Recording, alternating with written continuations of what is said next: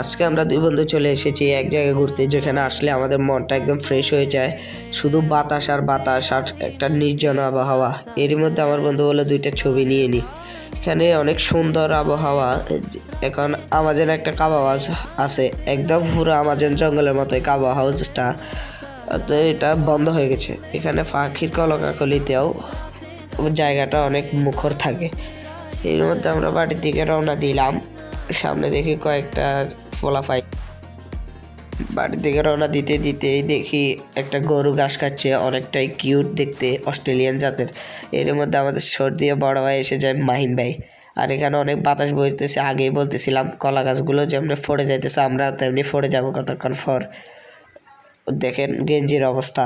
এখানে নারকেল গাছটাও সেম আমাদের মতো। এরই মধ্যে চোখ পড়ে যায় পেঁপে গাছের মতো, মাশাআল্লাহ অনেক সুন্দর। এখানে দেখি আমাদের বড় ভাই একটা গরু নিয়ে দৌড়াচ্ছে।